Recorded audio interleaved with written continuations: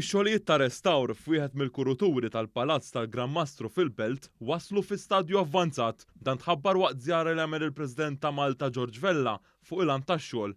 Dan ix-xogħol qed isir b'investiment ta' 28 miljun euro li huma kofinanzjati minn fondi tal-Unjoni Ewropea.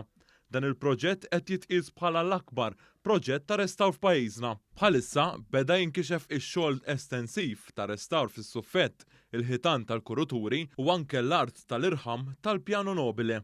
Fost ix-xogħlijiet li saru hemm ir-restawr tas-suffett impitter minn Niccolò Nassoni tas-seklu 18.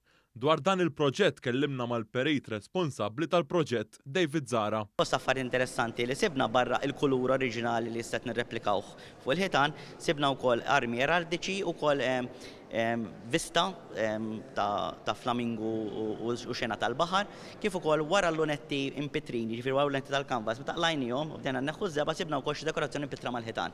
Allura din tinsab inferxa kważi mal-erba' naħat tal-kulturi. Huwa spjega wkoll kif it-tila tal-arti impittra mas-suffett ġiet imsaħħa hekk kif tfasslet sistema ġdida ta' kif jitwaħħlu lura dawn is-suffetti. Dan sabiex meta tinqalaq il-ħtieġa ta' manutenzjoni u restawr fil-ġejjieni tkun aktar faċli sabiex wieħed jaħdem.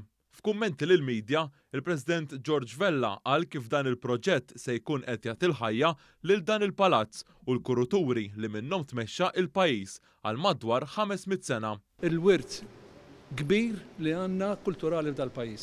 U ħasra li kien hemm żminijiet meta għal raġunijiet oħra kienet tiġi traskurat. Illum il-ġurnata da qed jiġi ripristinat għal stat oriġinali tiegħu u m'għandix dubju li fi f'din żmien ħajerġa' jkun miftuħ biex jitgawda kemm il-Maltin u kemm mill-barranin. Preżenti wkoll kien hemm il-Ministru għall-Kultura José Herrera li semma kif dan huwa proġett ambizzjuż fejn sa April tas-sena d-dieħla se jkun tlesta x-xogħol kollu fil-kuruturi. Dan filwaqt li s-Segretarju Parlamentari għal Fondi Ewropej Stefan Zrinzo Azzoppardi qal li permezz ta' dawn il-fondi qed ikun restawrat il-patrimonju ta' pajjiżna.